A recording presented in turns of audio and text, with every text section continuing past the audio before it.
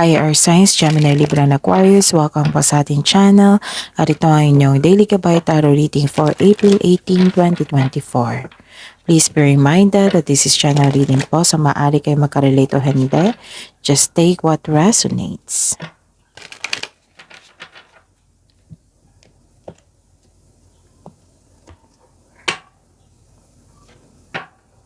Gamitin ang reading na ito bilang gabay lamang. Balik po kayo dito bukas para sa ating Daily Gabay Tarot Reading. Please like, subscribe, and click the button for notification para updated po kayo sa Daily Tarot Reading natin. Para po sa gusto magpa-reading, maaari nyo pong makuhang link na sa description box po ito. Message nyo lang po ako sa Messenger. Maraming salamat po.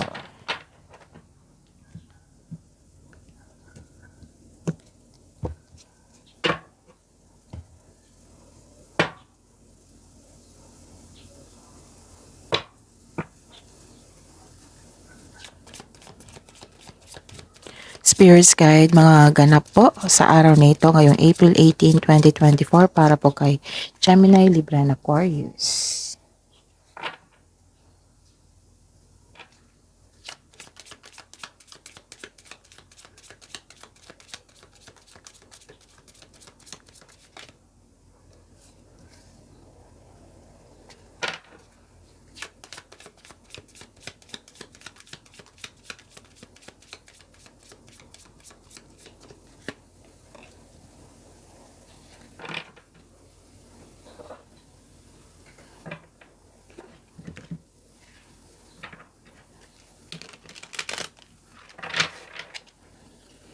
Spirits Guide, mga mensahe po para kay Gemini, Libra, and Aquarius ngayong April 18, 2024.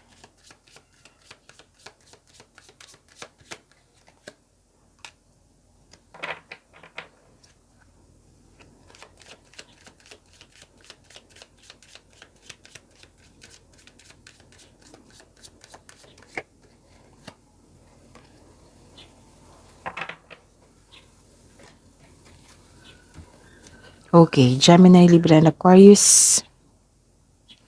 Ngayong April 18, 2024. Ingatan ng mahalagang bagay kasi may nakita ko ditong loss. For example, loss of money, loss of wallet, loss of document. Yan, example po yan.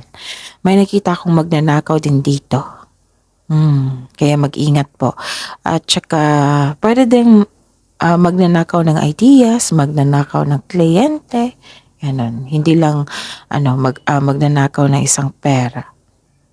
Magnanakaw ng pagkakataon. May nakita rin akong damage. So, ingatan po talaga ang yung mga bagay dyan, na mahalagang bagay. Pwede din itong tao ha. Tapos may nakita ko ditong some of you makakaranas ng yung sinisiraan ka ng isang tao. Nagda-downgrade sa iyo. Ayun. So it might be you, it might be this may pangyayari dyan na shinare sa inyo. Na bigla kang nag-worried sa kanya, worried ka sa kanya. Okay? And it might be you. Kaya dobleng ingat po kung nangyari na ito. So, tingnan natin mga karagdagang mensahe dito. Okay? Nang dahil sa mga nangyari, yung pagkasira, nag-downgrade sa iyo, yung may damage, pagnanakaw, nawala, o nagbigay ito sa inyo ng illness, pwedeng stress, worried kayo, anxiety. Kasi may nakikita ko dito na isang tao na mapanlinlang, manloloko, mahilig magmanipula. Ito ay nag-spy sa iyo. Ito ay isang very sneaky person. Clever. Maaaring kasamahan mo to sa trabaho ha, or tungkol ito sa inyong trabaho at kaperahan.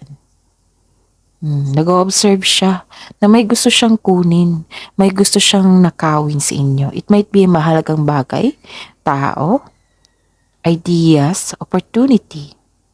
Like for example, wow, si Gemini Libra and Aquarius nagpa-deliver ng sunod-sunod na appliances. Paano kaya ito na ano niya? All cash. O, paano kaya niyo ito nagkaroon siya ng malaking pera? Sino kaya nagbigay sa kanya? Ganon. Gusto ko rin na magkaroon ako ng yan. Gusto ko rin na magkaroon ako ng ganyang opportunity. Wow, na-hired si Gemini Libra and Aquarius. Sa isang apply lang. Yun, yung example yan ha. Tapos, mahilig itong magmanipula. Basta po, maloloko po siya na tao. Maaring nanloko ito kasi may gusto siyang kunin sa inyo. 'Di ba? Kasi may nakita kong loss dito, pagnanakaw, damage, or sinisiraan ka talaga sa kapwa mo. Sinisiraan ka ng taong ito sa ibang tao. Kasi, itong nag-o-observe sa inyo, equivalent na yan sa nagseselos na ayaw niya kayong makitang successful. Ayaw niya makitang masaya ka kasi may na-achieve ka. May tao talagang ganyan. So yun ha, mag-ingat kayo. Kahit ideas yan, opportunity, mag-ingat talaga. Yes, darating naman yung opportunity na yan ulit. Pero mag-ingat po talaga sa kanya kasi kung may gagawin siya na naging successful yung may nakuha siya na naging success ng kinuha sa inyo. Baka iba na yan sa susunod, mas worse na. So, dobleng ingat, huwag natin i-ignore, kundi, mag-ingat, guarded, put boundaries, limitations. Baka kasi kasamahan mo dyan sa trabaho. Okay? So, ayun, may nakita ko dito na nalungkot kayo sa nangyari. Nagkaroon nga ng isolation kasi disappointed ka sa mga nangyari. Tapos may ganap din na restriction. May biglaang pagbabago sa inyong buhay sa mga ganap. Yung nagaganap, like for example ito ha, nawala. So, nalibago kayo. Nalibago kayo sa takbo ng buhay nyo kasi may nawala. Kinuha. Example po iyan. Kaya magdobleng ingat po sa taong ito. Notice your surrounding. Observe kayo kung sino iyan. Okay? And may nakita ko dito na may dala-dala kayong document. Pwedeng libro na pumasok kayo sa isang malaking building. Pwedeng bumalik, bumalik study kayo, education, nagkaroon ng education dito May concern din sa education. Pwede din may inasakasong document sa government agencies which is malaking building din yan. Consider that. Pwede din school ito, simbahan, hospital. Tapos nalungkot ka kasi may separation na nagganap. Nakikita ko dito. May biglaang pagbabago. And ang mensahe po para sa inyo. So bigyan ng attention ha. Pwede naman na kasi si Gemini, Libra and Aquarius, minsan pag busy, ini-ignore nila yung mga taong ganyan. So mag-ingat talaga sa kanya kasi alam naman natin na kung may kinuha, baka may susunod. Kasi ini-ignore lang natin. Okay? So, ang mensahe po, kung magkaroon ng ignorance, baka masasanay itong taong ito na may kunin sa inyo. Pero, kailangan nyong anong tawag dito?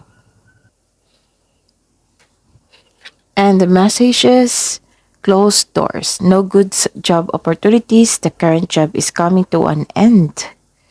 Start all over again. It might be, di ba, may sabi ako sa inyo dito na may separation, paghihiwalay, bigla ang pagbabago. Pwede din na, ang sabi dito na nagkaroon ng end of contract.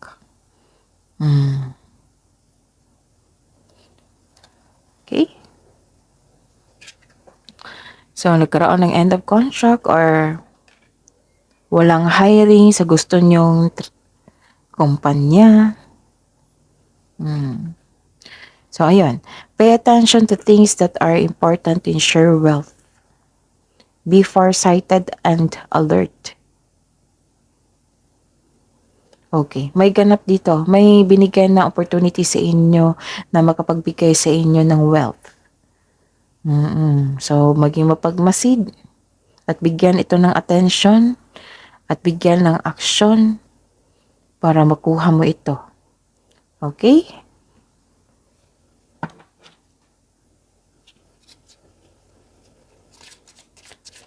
Ano po ang energy ni Gemini, Libra, and Aquarius ngayong April 18, 2024?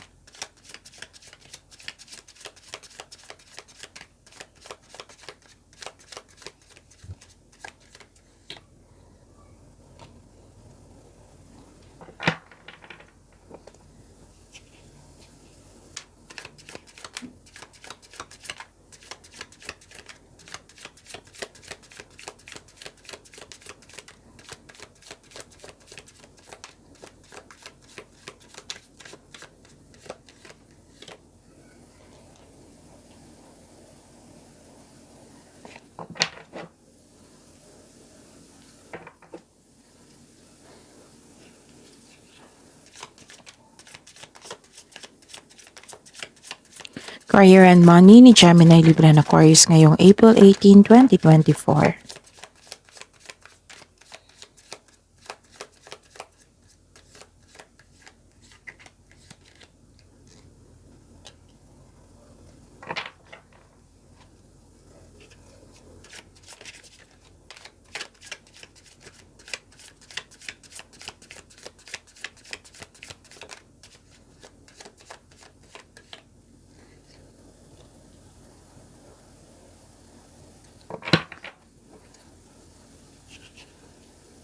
Love life, self-love, partnership, and romance ni Gemini, Libra, and Aquarius ngayong April 18, 2024.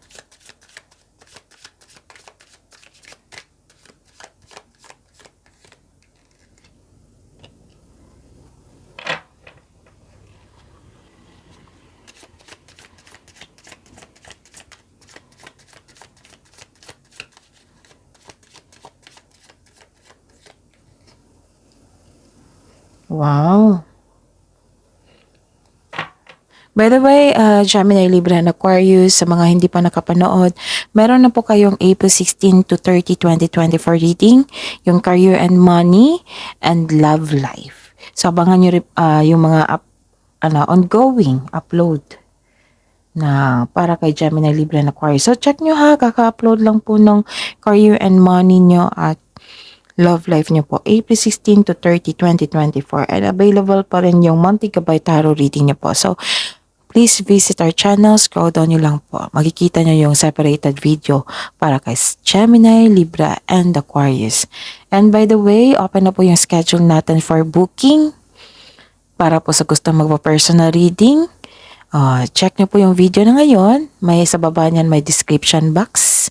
May nakapost na link dyan. I-click nyo po and message me sa messenger for inquiry or for booking. Maraming salamat po. Okay. So, Gemini, Libra, and Aquarius ngayong April 18, 2024. Okay. Ang ilan sa inyo dito, kakapasok nyo lang sa isang relasyon. Tapos, ang ilan sa inyo dito, kakarating lang ng bagong energy, meaning bagong tao sa inyong buhay. Atraksyon at romansa ay nagpapahiwatig. Yes, may parating na love or manliligaw. This is also means choosing relationship with mutual respect and healthy communication. It will lead you to the highest expression of love you seek. And this card tells you na celebrate the love in your life.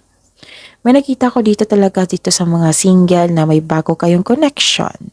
May romance na parating para sa mga single. Maaring parating na ito or nasa harap mo na. Sa mga may relasyon sa buhay mag-asawa, the couple is divinely guided. Maaring siya na ang soulmate mo. Wow. Basta po ha, may motivation dito, inspired kayo, nagkaroon ng alignment sa inyong relasyon. This is all about love. Nagkaroon ng self-care, inasikaso mo na yung sarili mo, bumili ka ng gamit na para ikakasiya mo.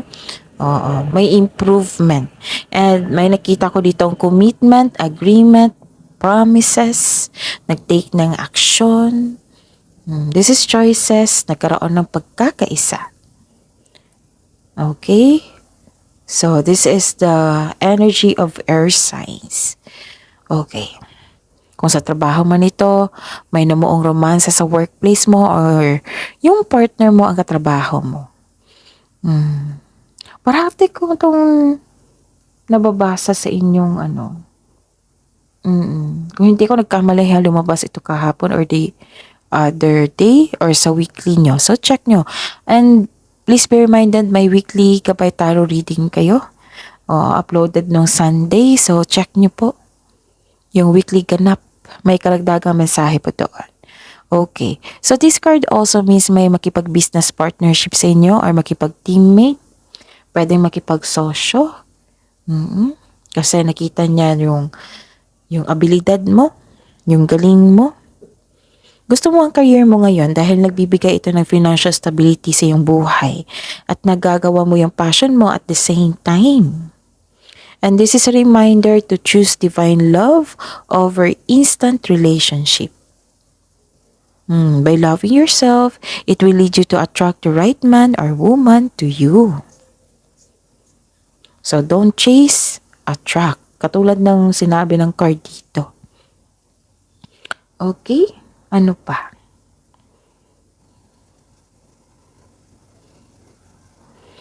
Okay, nagkaroon ng emotional stability dito. Empathy. Nakikita ko dito na mahinahon kayo ngayon. Nakikita ko rin dito na some of you matured, mapagmalasakit, at maaari ding emotional. Nagsiset ka ng boundaries or guarded ka while being mindful of those around you. Nakikita ko dito ayaw mong masaktan, ayaw mong mabother kasi busy ka. Pero concerned ka sa mga tao na malapit sa iyo. Kahit ang tingin nila sa iyo, walang pakialam to, busy to palagi. Pero concerned ka. Palagi mo silang iniisip. It might be sila yung inspirasyon mo. Okay? Kung sa trabaho man ito sa kaperahan, nakikita ko dito na na-recognize ang inyong galing, talino.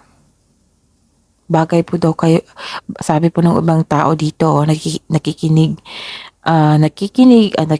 niya na kung gaano kayo kagaling. So nakikita nila, at ang sabi nila, na bagay sa inyo maging leader. And it might be some of you boss na may negosyo kayo. Bagay sa inyo maging leader at maging boss. Kasi may talino Ano to si Gemini, Libra, na Aquarius matalino, masipag. And dalawang card na po nagsabi dito na kampante ka na sa inyong career, sa inyong money. Stable ka na sa napiling career at financial. Nakikita ko dito na stable ka na din sa financial. Career at financial. Dalawang card na nagsabi ha. Dalawang card na po nagsabi dito. So, okay.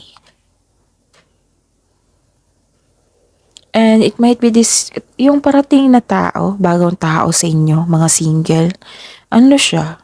Matured and maaaring emotional ha, pero matured na siya, mahinahon, mapagmalasakit. And, may sense of stability. It might be karamihan sa kanila, stable na. At emotional intelligent, marunong magbalanse sa kanyang emotion, guarded din at the same time. Okay? So, ang sabi ng card dito, na iparamdam mo sa kanya na may malasakit ka at supportive ka sa inyong relasyon. Okay. So, sa career and money tayo. Ano ito?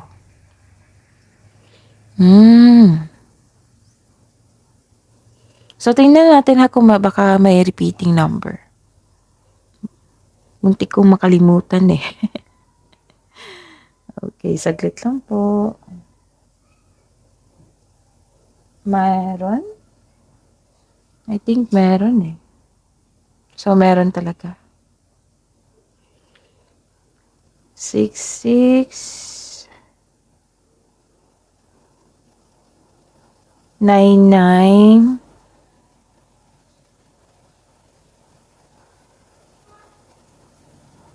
I think saglit lang po. Baka dalawa lang, no? Kasi kahapon parang wala sa inyo. So, 66 talaga 66 and 99. So far, yan yung nakita ko dito. Okay. Ang meaning kasi ng 66 is a powerful number that represents home, pagkakaisa. This is all about family. Diba sabi ko sa inyo kanina na all about love, harmony, family, love, and idealism. Paulit-ulit lang to na sabi dito na answered prayer.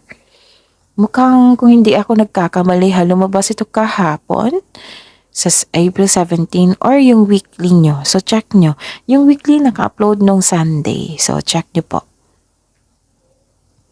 And, ang sabi dito answered prayer, compassionate, harmonious, nagkaroon ng pagkakaisa. You receive unconditional love.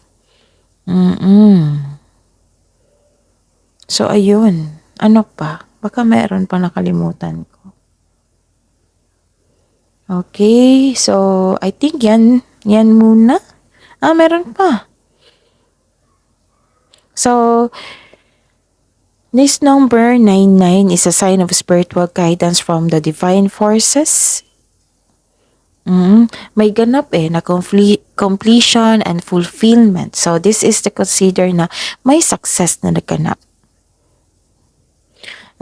Like, nagkaroon ng, it symbolizes kasi na ending with new beginning of something new. So, this is a message from the angels that you are coming to an end of a cycle in your life. And it's time to move on to something new. Okay? So, ayun. So far, yan muna. 6, 9, 9. I think yan. Okay. So, ayun. Sa career and money po, ngayong April 18, 2024. Okay. This is rest. Or some of you gustong magpahinga ngayon kasi pagod. Pero some of you nagpahinga na. Rest, may pagsisiyasat sa sarili, nag-iisip kayo. Stress at pagod ka ngayon sa trabaho at gusto mong mag-leave muna o magbakasyon. So, ang pagpahinga ay nakakapagbigay ng increased productivity and a healthier mental state. Yes. Para maging productive kayo ma-re-energize kayo sa pagbalik nyo at maging productive kayo, makapag-isip kayo ng mabuti. So, some of you nagbakasyon or some of you are planning for vacation leave or sick leave, pero hindi totally sick leave ito Yung magpahinga lang kasi nakaramdam kayo ng pagod at stress at may ganap na introspection, yung pagsisiyasat sa sarili at pahinga. Nakaramdam ka kasi ng pagod kasi nung nakaraang araw wala kang pahinga, wala kang pahinga, stress, anxiety. Pwede din na hindi maganda ang pakiramdam mo ngayon, pero lalaban ka pa rin. And some of you nagpahinga, nagbakasyon na. Ikaw ay nagpapahinga ngayon upang makapag-isip ng mabuti para makapaghanda o magpagaling. Tama nga naman. Diba sabi ko kanina dito na you're taking care of yourself. May improvement sa inyong sarili. Inisip ka na may love, may self-love, ganun. So, ikaw ay nagpahinga ngayon upang makapag-isip ng mabuti para makapaghanda o magpagaling. So, this card asks you to relax, calm your mind, and reflect. Sleep and meditation ay kailangan po. Wow. I consider this maganda ang inyong reading ngayon. Oo, kahit hindi pa tapos kasi nakikita ko talaga. Tapos, this is the clarification, di ba, na may naramdaman kayong illness, pagkakasakit, worried, stress. So, this is the clarification talaga. Napagod kayo, gusto nyo magpahinga. Kaya, some of you nagpahinga or yung iba nagpaplano pa na magpahinga. Okay? Tapos, may yung nag-o-observe sa inyo, huwag nyo hayaan na mag-transform. Mag-transform ito. Itong taong ito, mag-transform ito. Sasabihan ko kayo kung mag-transform na ito. Kung mag-transform itong taong ito, meaning, may, mas nag-evolve siya, mas may gagawin siya sa inyo na masama. Na mas masama. Oo. Maaring hindi ito magtagumpay ngayon, nag-observe pa siya. Sasabihan ko kayo pag, na some of you na, kasi, kung lalabas pa rin ito sa susunod na araw, meaning to say, ini-ignore nyo, hindi nyo binigyan ng solusyon, at ang sabi ng universe na kailangan yung bigyan ng solusyon at harapin ito, kasi baka mag-transform ito, at mas lalo kayong mahirapan. So, sasabihan ko rin kayo na, kung mag-transform ito para bigyan nyo talaga ng aksyon. And, habang nag-o-observe pa itong taong ito, it might be may ginawa na siya, na kaya nyo pa siyang i-ignore. Pero wag nyo talagang hayaan. Baka mag-transform pa ito eh. So, ayun. Kasi itong like for example, may ninakaw siya. May ninakaw siya na, for example may ninakaw siya na sing-sing. Tapos may suot-suot ka pang bracelet, kwintas. So, nakita pa niya na this person, nakita niya, mas bet ko yun, baka mas mahal yun, ganon. So, kailangan kong kunin yan.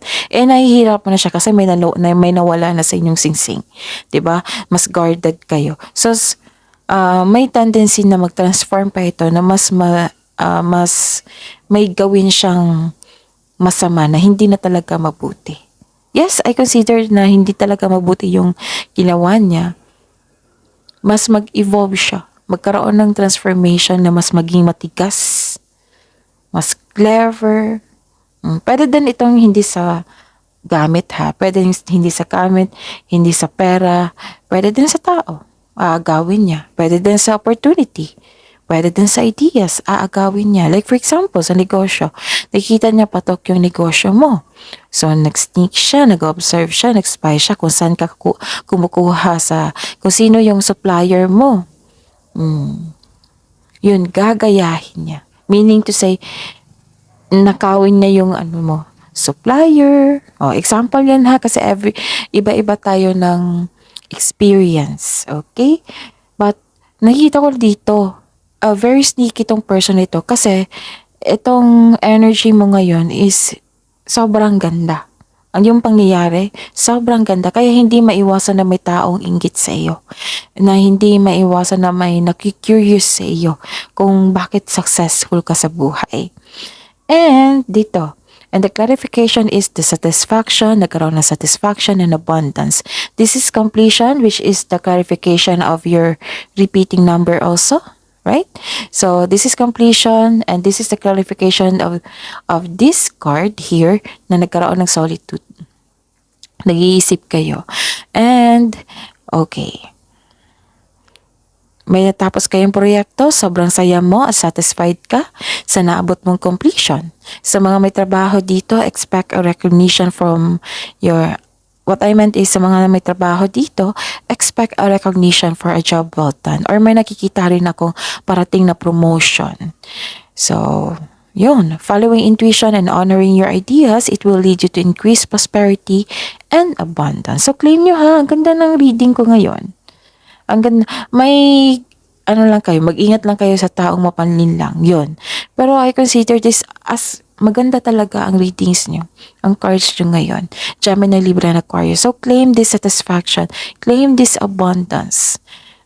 Claim this success. Claim this completion. And nasabi dito, following your intuition and honoring your ideas. Kasi hindi mo in-ignore. Nag-follow ka, nag-trust ka sa inyong intuition, and in-honor mo yung mga ideas. Ideas is a blessings po. It will lead you to increase prosperity and abundance. So, claim nyo na, Gemini, Libra, and Aquarius. Nakita ko dito, nag-acknowledge ka, which is very good.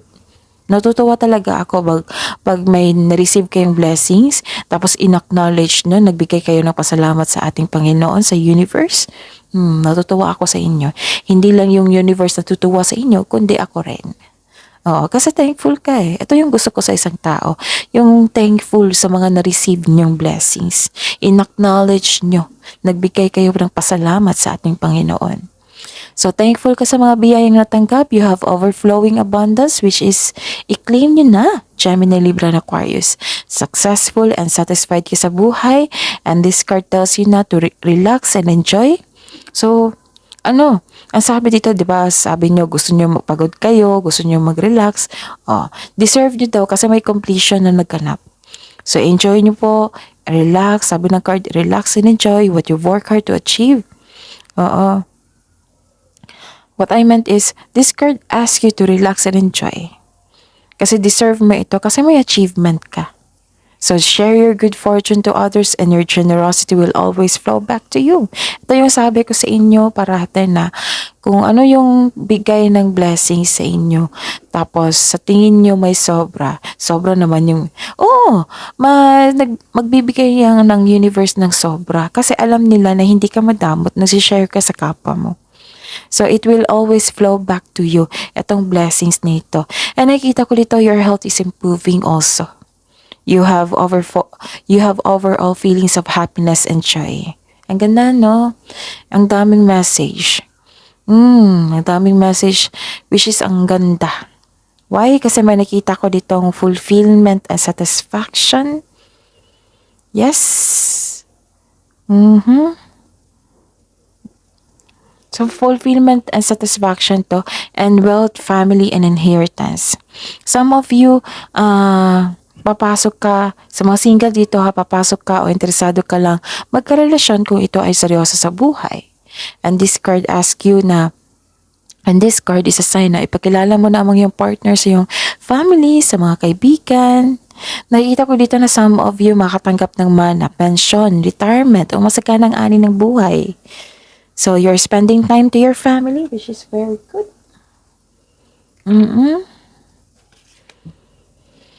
Tapos, nag-save ka rin ng pera para sa sarili, para sa family.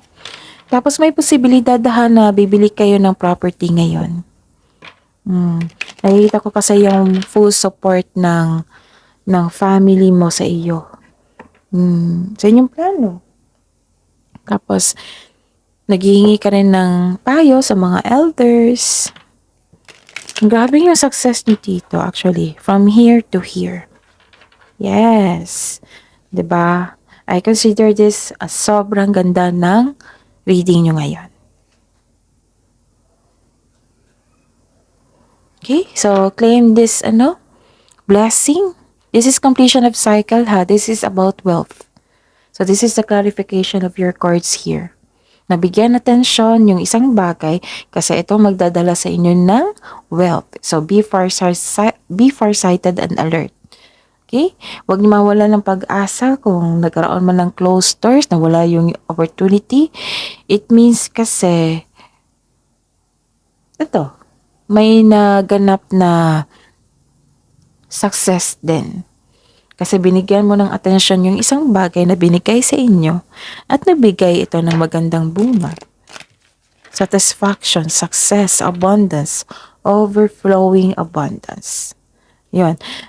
Yun nga, yung sabi ko sa inyo kanina dito na ano tawag ito? Some of you kakasimula lang ng relasyon, which is the clarification of your cards here. Okay?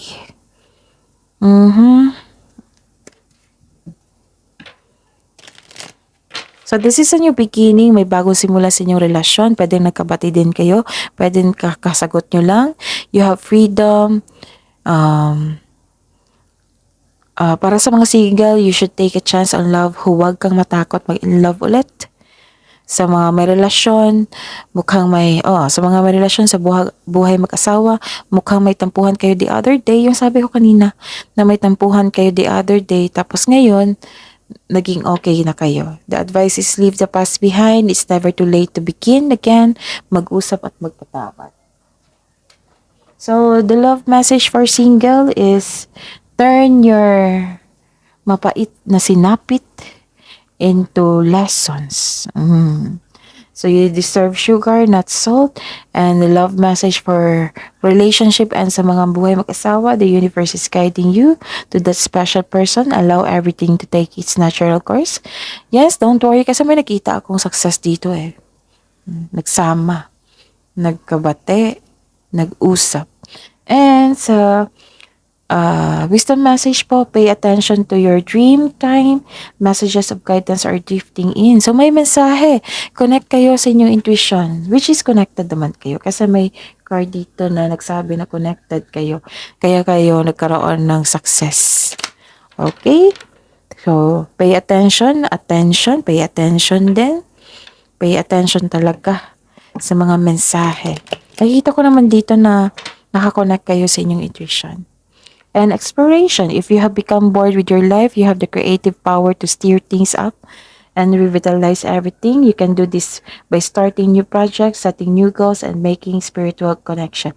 Kasi may nakita ko ditong nag-iisip kayo ay nag-iisip din kayo para magkaroon, yung bago lahat, bigla ang pagbabago sa inyong buhay. So, explore.